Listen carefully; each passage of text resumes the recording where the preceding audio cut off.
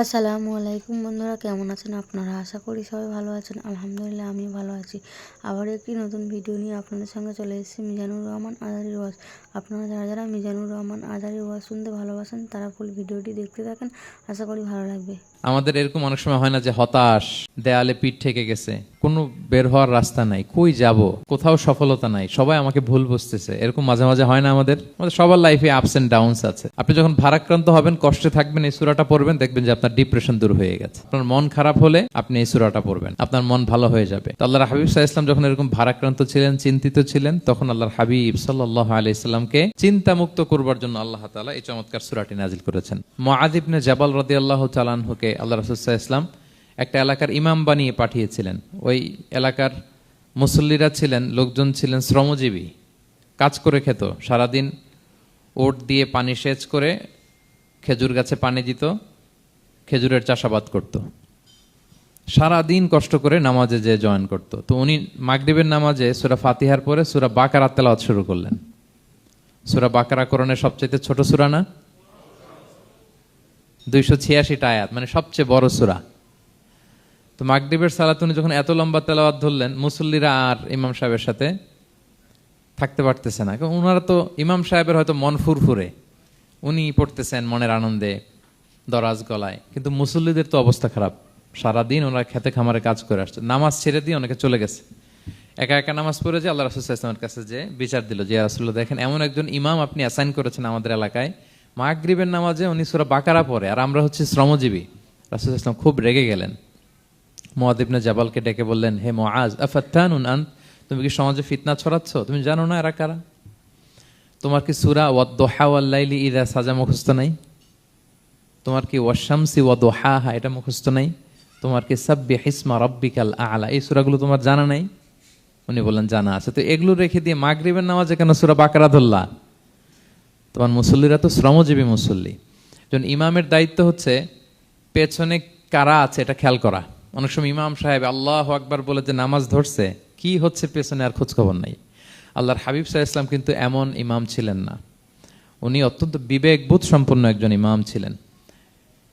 একবার পেছনে এক বাচ্চার কান্না শুনে উনি নামাজ ছোট করে দিয়েছেন। সবাই বললেন, ইয়া রাসূলুল্লাহ, এত ছোট নামাজ তো কখনো পড়তে দেখি না।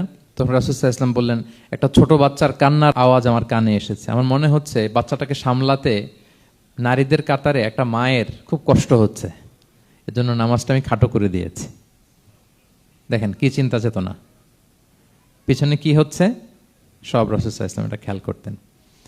তো এই সূরার একটা ফজিলত আপনি জানলেন যে রাসূল সাল্লাল্লাহু আলাইহি ওয়াসাল্লাম সূরা ওয়াদ-দুহা ওয়াল-লাইলি ইযা সাজা এটা তেলাওয়াত করতে বলেছিলেন মুআয ইবনে জাবাল রাদিয়াল্লাহু তাআলা আনহুকে। তো এই সূরাটা শুরুর দিকে, একেবারে শুরুর দিকে নাজিল হয়েছে। তার আগে মাত্র 10টি সূরা নাজিল হয়েছে। তো নাজিল হতে হতে 10টা সূরা যখন নাজিল হলো, এরপর অনেক দিন রাসূল সাল্লাল্লাহু আলাইহি ওয়াসাল্লামের কাছে কোনো সূরা নাজিল হয় না। কয়দিন নাজিল হয় না? কোনো বর্ণনায় 15 দিন, কোনো বর্ণনায় 1 মাস, কোনো বর্ণনায় 2 মাস, কোনো বর্ণনায় 6 মাস, টানা 6 মাসের গ্যাপ ওহী নাজিল হয় না। আল্লাহর হাবিব সাল্লাল্লাহু আলাইহি ওয়াসাল্লাম তিনি ওহী মিস করতে শুরু করলেন, যে ঘটনা কি, কোরআন নাজিল হচ্ছে না কেন, হঠাৎ এত গ্যাপ কেন? ওনার মাথায় কয়েকটা জিনিস ঘুরপাক খেলো। একটা ঘুরপাক খেলো যে আমার কোনো কাজে আল্লাহ আবার অসন্তুষ্ট হলো নাকি, অথবা আমি কোরআনের আয়াত এই বাণীগুলো পৌঁছে দেওয়ার ক্ষেত্রে আমার কোনো গাফলতি হয়ে গেল নাকি, সামহাও কি আল্লাহর সাথে আমার কানেকশন এটা কি লুজ হয়ে যাচ্ছে, আমি কি কোনোভাবে আল্লাহ থেকে দূরে সরে পড়তেছি? রাসূল সাল্লাল্লাহু আলাইহি ওয়াসাল্লাম টেনশনে পড়ে গেলেন, চিন্তায় পড়ে গেলেন, কি রে ওহী আসে না কেন, আসে না কেন, আসে না কেন। এটা ছিল একটা দিক। আরেকটা দিক হচ্ছে আল্লাহর হাবিব সাল্লাল্লাহু আলাইহি ওয়াসাল্লামের কাছে কোরআনের আয়াত যাই নাজিল হতো উনি যে লোকদের কাছে প্রচার করে দিতেন। এখন নাজিল হয়েছে এখনই যে প্রচার শুরু, রাতে নাজিল হয়েছে রাতেই প্রচার শুরু, দিনে নাজিল হয়েছে দিনেই প্রচার শুরু, যখন নাজিল তখন প্রচার। কারণ আল্লাহ তাআলা বলেছেন, ইয়া আইয়ুহার রাসূলু বাল্লিগ মা উনজিলা ইলাইক মির রাব্বিক, আপনার রবের পক্ষ থেকে যা নাজিল হয়েছে প্রচার করেন। তো এই যে মাঝখান দিয়ে কয়েক মাস যার কোনো প্রচার টোচার করে না, মুশরিকরা টিটকারি মারতে শুরু করলো, বলে কি মুহাম্মদ, তোমার আল্লাহ তোমার ভুলে গেছে বোধহয়, তোমার আল্লাহ বোধহয় তোমাকে আর পছন্দ করে না। আগে তো প্রতিদিন কিছু না কিছু শোনাতা যে এইটা নাজিল হয়েছে, ওইটা আসছে, এই বিধান ওই বিধান, এখন তো কোনো খোঁজ খবর নাই। ঘটনা কি? আল্লাহর হাবিব সাল্লাল্লাহু আলাইহি ওয়াসাল্লামের চাচি উম্মে জামিল, আবুল হাবির স্ত্রী, সে আরো খারাপ কথা বললো। সে বলল, ইন্না শাইতানাকা কদ তারাকাক, তোমার কাছে যে একটা শয়তান আসতো এখন বোধহয় আর আসে না মুহাম্মদ, নাউযুবিল্লাহি মিন যালিক। এটা দিয়ে জিবরিল আলাইহিস সালামকে বুঝিয়েছেন। জিবরিল এসে কি কি যেন বলে, কই এখন তো কিছু বলো না। তো রাসূল বলবে কি করে, কারণ তিনি তো মন গড়া কিছু বলতেন না। আল্লাহর হাবিব সাল্লাল্লাহু আলাইহি ওয়াসাল্লাম মনে যা ইচ্ছা হয় মন গড়া কখনো কিছু বলেছেন? আওয়াজ করে বলেন, মন গড়া বলতেন তিনি? ওমা ইয়ান্তিকু আনিল হাওয়া ইন হুয়া ইল্লা ওয়াহয়ু ইউহা। আল্লাহর ওহী আসলে সেটা শোনাতেন। তো ওহীও আসে না, উনি শোনাতেও পারে না। ওহীও নাই, উনি শোনাতেও পারে না। এই যে একটা কষ্টকর মুহূর্ত রাসূল সাল্লাল্লাহু আলাইহি ওয়াসাল্লামের, কিরে মাসের পর মাস চলে গেল, ওহী আসতেছে না কেন? আমার কি কোনো ভুল হচ্ছে নাকি? আল্লাহকে আমাকে অপছন্দ করলেন?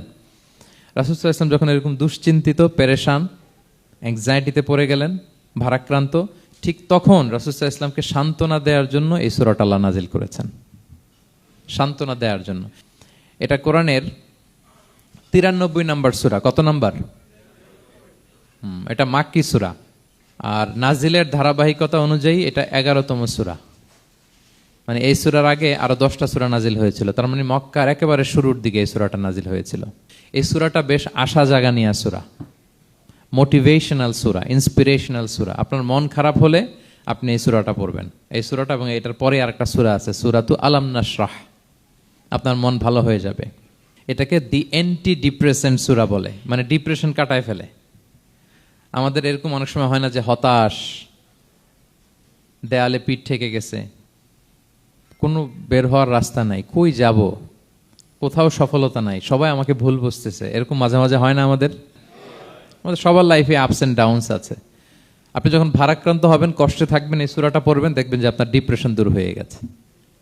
তো আল্লাহর হাবিব সাল্লাল্লাহু আলাইহি ওয়াসাল্লাম যখন এরকম ভারাক্রান্ত ছিলেন, চিন্তিত ছিলেন, তখন আল্লাহর হাবিব সাল্লাল্লাহু আলাইহি ওয়াসাল্লামকে চিন্তামুক্ত করবার জন্য আল্লাহ তাআলা এই চমৎকার সূরাটি নাজিল করেছেন। আল্লাহ নাজিল করলেন, আউযু বিল্লাহি মিনাশ শাইতানির রাজিম, বিসমিল্লাহির রাহমানির রাহিম, ওয়াদ-দুহা ওয়াল লাইলি ইযা সাজা মা ওয়াদ্দাআকা রাব্বুকা ওয়া মা ক্বালা ওয়ালাল আখিরাতু খায়রুল লাকা মিনাল উলা ওয়ালা সাওফা ইউতিকা রাব্বুকা ফাতারদা। আল্লাহ তাআলা বললেন ওয়াদ-দুহা, আলোর শপথ। আমি একবার সরল বঙ্গানুবাদ করি, তারপরে আমি তাফসিরে ঢুকছি। ওয়াদ-দুহা, আলোর শপথ। ওয়াল লাইলি ইযা সাজা, রাতের শপথ, যখন রাত নিঝুম নিস্তব্ধ হয়। মা ওয়াদ্দাআকা রাব্বুকা ওয়া মা ক্বালা, নবী হে, আপনার রব আপনার উপর অসন্তুষ্টও হয় নাই, আপনাকে ছেড়েও যায় নাই, আপনার রব আপনার সাথেই আছে। আলহামদুলিল্লাহ। ফিল করবেন যে আল্লাহ আমার সাথে আছে। সবসময় এটা ফিল করতে হবে যে আল্লাহ তাআলা আমার সাথে আছেন, তিনি আমাকে ভুলে যান নাই, ছেড়ে যান নাই। আরে তার রহমত ছাড়া তো একটা শ্বাস নেওয়া তো আমার সম্ভব না, ঠিক কিনা বলেন? আল্লাহর রহমত ছাড়া একটি সেকেন্ড এই পৃথিবীতে সার্ভাইভ করা কি আমাদের পক্ষে সম্ভব না? ওয়ালাল আখিরাতু খায়রুল লাকা মিনাল উলা, নবী হে, আপনার পরবর্তী সময় পূর্ববর্তী সময়ের চেয়ে অনেক ভালো হবে ইনশাআল্লাহ। মানে good days are coming in your life, ভালো সময় আসতেছে। ওয়ালা সাওফা ইউতিকা রাব্বুকা ফাতারদা, আর আপনার রব আপনাকে এত দিবেন আপনি খুশি হয়ে যাবেন। আপনার রব আপনাকে এত দিবেন আপনি নিয়ে কুলাতে পারবেন না। আলাম ইয়াজিদিকা ইয়াতীমান ফাআওয়া, নবী আপনি কি ইয়াতীম ছিলেন না? তিনি কি আপনাকে আশ্রয় দেননি? ওয়া ওয়াজাদাকা দাল্লান ফাহাদা, আপনি পথ খুঁজতেছিলেন, আল্লাহ আপনাকে পথ দেখিয়েছেন। ওয়া ওয়াজাদাকা আইলান ফাআগনা, আপনি নিঃস্ব রিক্ত হস্ত ছিলেন, আল্লাহ তাআলা আপনাকে ধনী বানিয়েছেন। ফাআম্মাল ইয়াতীমা ফালা তাকহার, খবরদার এতিমের সাথে কখনো কঠোর হবেন না। ওয়া আম্মা সাইলা ফালা তানহার, ফরিয়াদি যে সুয়াল করে হাত পাতে তাকে ধমক দিয়ে তাড়িয়ে দিবেন না। ওয়া আম্মা বিনি'মাতি রাব্বিকা ফাহাদ্দিস, আর আপনার রবের যে নেয়ামত আপনার প্রতি, এটার বর্ণনা করুন। সুবহানাল্লাহ। এই হচ্ছে সরল অনুবাদ। সূরা দোহার আজকের তাফসীরের 1 নাম্বার লেসন হচ্ছে optimism. Believer should be optimistic always. বিশ্বাসীরা আশাবাদী হয়, নিরাশ হয় না, হতাশ হয় না, হাল ছাড়ে না। বিশ্বাসীরা ভরসা রাখে এক মহান সত্তার উপর। আওয়াজ করে বলেন তো তিনি কে? আল্লাহর উপর ভরসা রাখে, আমরা নিরাশ হই না। 2 নাম্বার শিক্ষা হচ্ছে গ্রেটফুলনেস, কৃতজ্ঞতা। হ্যাঁ, আপনার জীবনে অনেক কিছু আছে, নাই নাই বলবেন না, শুধু কমপ্লেইন করবেন না। অনেকে দেখবেন শুধু অভিযোগ, এটা নাই, ওইটা নাই, এই পাইলাম না, ওর আছে এটা, ওর, আমার সাথে কেন এমন হয়, আমার সাথে শুধু আমার সমস্যা। এগুলো যারা বলে তাদেরকে আল্লাহ নেয়ামত আরো ছিনিয়ে নেয়। বরং যারা অল্প পেয়েও বলে আলহামদুলিল্লাহ, তাদেরকে নেয়ামত দেয়ার ধারাবাহিকতা আল্লাহ তাআলা অব্যাহত রাখেন। সব অবস্থায় আলহামদুলিল্লাহ, যে কোনো পরিস্থিতিতে, যে কোনো অবস্থায় কি বলবো আমরা? আপনি খেয়াল করে দেখেন না যে আপনার কি কি আছে, কত কিছু যে আপনার আছে। অবাক করা। 3 নাম্বার কাইন্ডনেস। 3 নাম্বার লেসন হচ্ছে কাইন্ডনেস, দয়া। আমরা যেন অন্যের প্রতি দয়াশীল হই। আপনি অন্যের প্রতি দয়ালু হলে আপনার প্রতি দয়ালু হবো কে? ওয়াল্লাহু ফি আউনি আবদিহি মা দামাল আবদু ফি আউনি আখি। আল্লাহ ততক্ষণ পর্যন্ত কোনো বান্দার সাহায্যে থাকে যতক্ষণ পর্যন্ত ওই বান্দা তার ভাইয়ের সাহায্যে থাকে। তাহলে বলেন তো, আল্লাহর সাহায্য পাওয়ার প্রথম শর্ত কি? অন্যের জন্য সাহায্যের হাত বাড়িয়ে দেওয়া। তাহলে মনে থাকবে তো? নাকি এতিমকে ধাক্কা দিয়ে বের করে দিবেন, ফরিয়াদিকে ধমক দিবেন একটা? বড় সাহেব তো আপনি, বড় স্যার, খবরদার। তাহলে 1 নম্বর লেসন অপটিমিজম। আমরা হতাশ হব না, হতাশা আমাদের ডায়েরিতে নাই, আমরা আশাবাদী, আমরা আল্লাহর রহম ভরসার ভিখারি, ঠিক কিনা বলেন? 2 নম্বর লেসন হচ্ছে গ্রেটফুলনেস। আমরা সবসময় আল্লাহর প্রতি শুকরগুজার হব, কৃতজ্ঞ হব। আল্লাহর হাবিব সাল্লাল্লাহু আলাইহি ওয়াসাল্লাম বলতেন, আল্লাহুম্মা জাআলনি সাবুরা ওয়া জাআলনি শাকুরা ওয়া জাআলনি ফি আইনি সাগীরা ওয়া ফি আয়ুনিন নাসি কাবীরা। আল্লাহ আপনি আমাকে ধৈর্যশীল বান্দা বানান, আপনি আমাকে শুকরগুজার বানান। আল্লাহ আমার চোখে আমাকে ছোট বানান। আল্লাহ গোটা বিশ্বের মানুষের চোখে, জনতার চোখে আমাকে বড় বানান। আওয়াজ করে পড়েন আমিন।